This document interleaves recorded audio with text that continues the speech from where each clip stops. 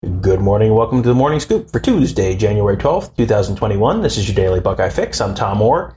The Minnesota game is in 233 days. The game against Michigan in 313 days. Those numbers are the biggest numbers we've had, I think, since we started doing the Morning Scoop. That is because the Ohio State football season is now over. The Buckeyes lost last night to Alabama in the national championship game. If you're listening to this, you're probably already aware of that. My guest today is Buckeye Scoop beat writer Tony Gerdeman. He and I covered the game last night in lovely Hard Rock Stadium in Miami. And Tony, we both picked Alabama to win. We didn't see it being quite as lopsided as it ended up shaking out. But it felt like the tone for the evening was set very early when Trey Sermon went out with an injury after his first carry of the night and didn't return. Yeah, it's one of the two things you wouldn't want to see happen for the Buckeyes would be Justin Fields leaving immediately or Trey Sermon leaving immediately. And with how effective he has been this season and how, and just in the last couple of games, how dominating he has been, to lose him right out of the gate because you knew he was very, very much part of the game plan.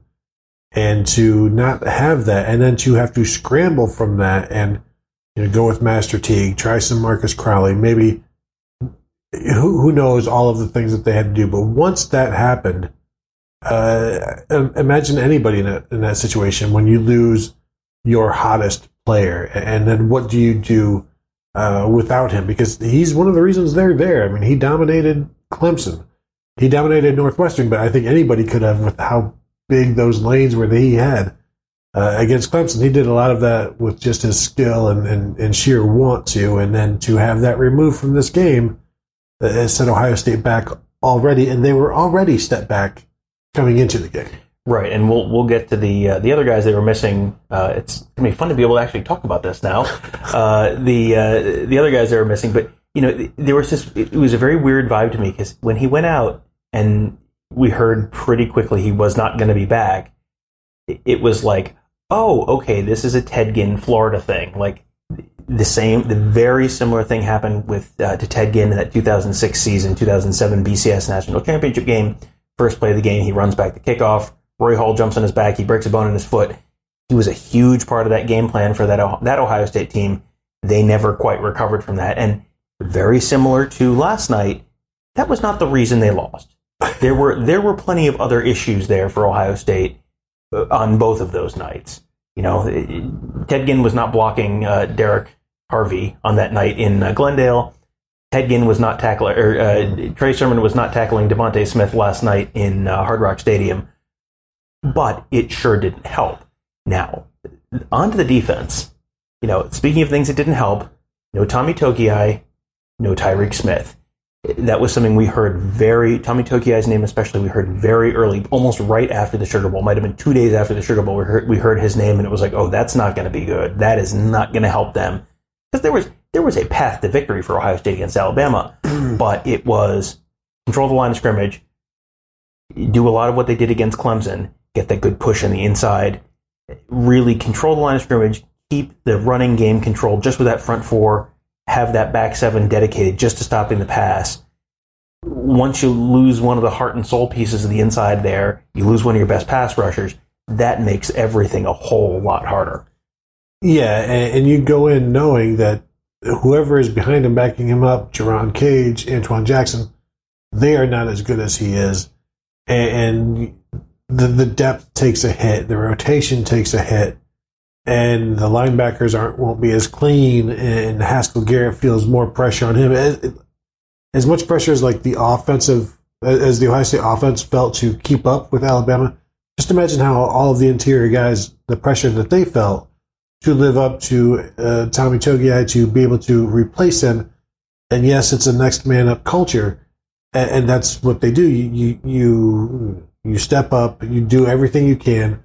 Sometimes it has worked great, as when the offensive line stepped in against Michigan State, when 3 new starters were in there. And then sometimes this time, I don't know that it didn't work all that. I mean, they held him to 4 yards a carry. Najee Harris didn't go off, but there was just nothing. I don't know if there's anything the front four could have done to help the back seven No, and part of that I think was how the back seven was allocated. There were times when they were running a 4-4-3. There was a lot of times they were running the 4-3-4 base that they run. There was virtually no nickel, which when you give up 215 yards passing in the first half to one player, it seems like stopping the pass, you might want to make that a priority at some point. Like, I know Ryan Day after the game said, this is what we do. You don't want to get away from what you do. Like, when what you do is on pace to give up 430 receiving yards to a player and 70 points to a team, like, maybe what you should do is do something else, like anything else, like try anything at some point. Like, and that was something that we talked in great detail about on our episode of Buckeye Weekly, our instant reaction show that we released. If you want to hear a lot of listeners asking questions about why did they not change what they were doing, and us kind of going, it was very strange, because this is an Ohio State team that over the years has adapted pretty well, has changed, has been able to kind of roll with the punches, and this whole year has been rolling with the punches. But last night it was like they had the one thing, and when it didn't work, it was like, well, we've tried nothing, and we're all out of ideas. Mac Jones, I think, had thrown for almost 350 yards in the first half. Mm-hmm. And when you've got that going, Ohio State's defense, sure, maybe you don't want to change things, but if what you're doing is exactly what the opponent wants you to do, you should do something else. Mm-hmm. And yes, maybe this is what you do best, but if it's, it's basically a fastball right down the middle, and Alabama knows the speed, and they've got you timed up, and they timed him up on all kinds of things, whether it was Baron Browning coming off the edge and then throwing a screen right over him, several screens when Ohio State was trying to make something happen, and you knew that they were going to be coming raring in, and they were just... Steve Sarkisian, the offensive coordinator, was ahead of the game, ahead of Ohio State throughout. Every call, they were all... It's like he had Ohio State's playbook, and we mentioned it in the postgame show. Mm-hmm. This was, Brent Venables stealing signs. It was as if Steve Sarkisian is stealing signs, except he knew what Ohio State was going to be doing, because, they were kind of, I guess, just doing the same thing, not over and over again, but everything they had done, Alabama was quite prepared for. Well, and there was a certain amount of, even if you have the right scheme out there, if you're not putting players in a position to succeed, it's still not going to work. I mean, the one play that was really emblematic of that was right before halftime. Devontae Smith is out in space, and running with him is linebacker Tuff Borland, and that's not on Tuff Borland. If Tuff Borland is the guy in the zone and there's no one over the top of him, and Devontae Smith is in that zone, like, the coaching staff has failed Tuff Borland. That is not, and Ohio State fans love to yell about Tuff Borland on Twitter, but that's not on Tuff Borland. That's on the coaching staff. Like, why on earth would you put him in that position? That's completely unfair. You're asking someone who is not a 4-3 person by any means to try and cover the literal Heisman Trophy winner, who is a 4-3 person, out in space. Like, that is putting someone in as no-win a position as you could possibly put them in. Yeah, you don't want your safety on Devontae Smith. You want your best corner. And you go down the line of guys that you would not want covering Devontae Smith. It starts at defensive tackle, then it goes to defensive end, then it's middle linebacker, and then it's outside linebackers, then it's safeties, then it's corners. And on this Christmas tree totem pole type of thing, Tuff Borland is way at the bottom, and yet somehow there he is in that zone, dropping back and then running with them. And I think it was Marcus Williamson maybe came up to defend something else, and really just, as I said in the postgame, it's coaching malpractice to have any instance where you could be out there and whatever you're running around doing has Tuff Borland matching up with Devontae Smith. I don't even care if he's just trying to chuck him and then drop him for a safety. That's not what that was. He was running with them, and that's you can't call timeout. Yeah, they still had timeouts, I believe, at that point. Yeah, that was one of those. Football is a very complicated game, and it wasn't like they put Tuff Borland in man coverage on him. That was not. They were very clearly playing zone on that play. But if you see that, You can recognize that from the box. You can recognize that from the sideline. You know what you're in. You can't do that. And maybe someone blew an assignment. Maybe there was supposed to be someone else there. You can kind of give them the benefit of that, but you're still like that is not a winning.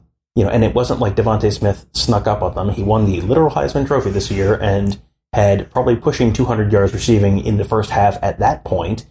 And I mean, who knows where he would have ended up had he not broken his finger early in the second half, because he finished with the 215 yards he had at halftime. But boy, that is one of those performances that's going to go down in Ohio State history, and not in a good way. This whole season, though, this whole season is going to go down in Ohio State history, and in a lot of ways, it will be in a good way. This is another thing we talked about a little bit on that post-game show last night. There's the idea that, well, they didn't win the national championship, and therefore the season's a failure. But if you look at all the stuff they went through, and the fact that 4 months ago, there was going to be no season at all, and to go from that to go undefeated, albeit in an extremely weird, shortened regular season, win the Big Ten, make the college football playoff, win a semifinal game, obliterate Clemson in the Sugar Bowl. There's a lot of stuff that, if I had said to you, dear listener, back on September 1st, would you take it if Ohio State plays a season, goes unbeaten, wins the Big Ten, and beats Clemson in the college football playoff semifinal, and that's all I tell you, would you take that right now? 100 out of 100 of you would have taken that. So it's probably, you're going to have people who are looking at this and going, disgraceful, not competitive, deserve to lose. There's a lot of mitigating circumstances there that we've talked about a little bit, but on the whole, this season, this was a very good season for Ohio State.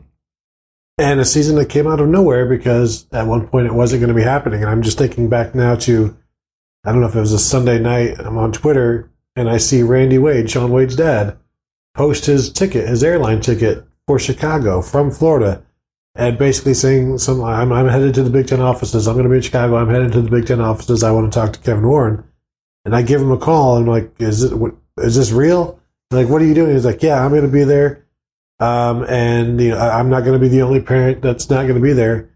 And then a few days later, there were, dozens of us, and maybe not the turnout that they wanted, but enough to get the news there, and enough to get the police there, as the Big Ten called them to call the police to get the parents and the media off of their property, and then season's not going to be revisited. It's canceled, and then it wasn't, and the Big Ten backed themselves into a corner throughout all of this. And every step of the way, Ohio State was able to fight their way out of the corner, when many times they had no business doing it. And like I said, there was no season. They would lose guys every single week, and it was on the Ask the Insiders message board every Sunday, every Monday, every Tuesday, every Wednesday. Have you heard anything? Who's missing this week? Who are we losing? Please don't let it be Justin. Please don't let it be this guy. I've heard it's this guy. And the crazy amount of speculation, while you look back at it, and maybe it's the unknown is fun, and being on the message board and discussing these things, and like, I heard it's this, and that's all fun. But there's a weight to it. And this is a weight that Ryan Day and the coaches and the players every day carried, because if, like Chris Olave, testing positive for COVID, and then having to miss a game and nearly missing a Clemson game, and Tommy Togiai missing this game. The weight of the season of missing games, where Blake Hallbill, where he posted on Instagram, he's asymptomatic and he has to miss this game, and it's like just crushing him. And I wouldn't call it relief in Ryan Day, just the understanding that this year's finally over. Like, yes, they fell short of their goal, but now they can finally just breathe, relax, take time off. And that's not something they've been able to do, because they've been on edge all of this time. Now imagine being on edge for months on end, and then finally getting to to just get a break from that. And yes, it was a successful season, and I know some people look at it as 7-1. That's not great, but you played for a national championship in a season that was canceled, so that is a win. Right, and there were 130 FBS teams. A few of them didn't play at all. The other 128 weren't playing last night. So, unless you are the national championship or bust, literally everything is a failure if it's not a national championship season. You have to consider this a success. And if you are a national championship or bust person, that you are going to be miserable about 95% of the time, and that's being an Ohio State fan, which is one of the few programs that actually has the opportunity to compete for a national championship on a semi-regular basis. So you may want to take a little time and reevaluate that. But fortunately, you have lots of time to reevaluate that because the college football offseason has now begun. So 233 days from now, we will be up in Minneapolis, Minnesota for a Big Ten season opener. Between now and then, we have a lot to talk about. That's probably going to start later on today. We're expecting to hear from Josh Myers on his NFL draft declaration decision. Will he be back? Will he go? There are a bunch of guys who are going to be having to make that kind of decision. Do you stay or do you go? You got all sorts of transfer portal stuff that we're going to end up talking about because that's going to be probably a pretty active thing in both directions for Ohio State this offseason. And hey, we get to cover spring football with a quarterback battle. Can't wait. Going to be incredible. That's thank you guys, all of you guys, for following along with us all season. This has been it has been a weird season. It has been a deeply weird, unprecedented season, but it has been a fun season, and it has been a lot of fun to have all of you guys there along with us along the ride from all of the weirdness of the summer and the on-again, off-again season to all the way down to Miami for the national championship game. So thank you guys all for your support and for listening and for being members of BuckeyeScoop.com. For those of you guys who are members, it has been quite a fun ride, and the ride will continue. We have National Signing Day coming up. We have as we said, the NFL draft declarations, transfer portal, and then hey, it's almost time for spring football previews. Can't wait. So you can make sure you check out all of our great coverage at BuckeyeScoop.com. We'll have photos and reactions and all that to the game, and then start looking ahead to the 2021 college football season very soon. There's also basketball going on. There's a bunch of stuff going on, so make sure you check all of that out at BuckeyeScoop.com. Also, make sure you listen to all of our great podcasts on Apple Podcasts, Google Podcasts, SoundCloud, Spotify. Just search Buckeye Scoop to find all of those. You can subscribe right there. Also, leave us a 5-star rating and review while you're at it. Thank you guys for listening. Have a great day. We will talk to you tomorrow.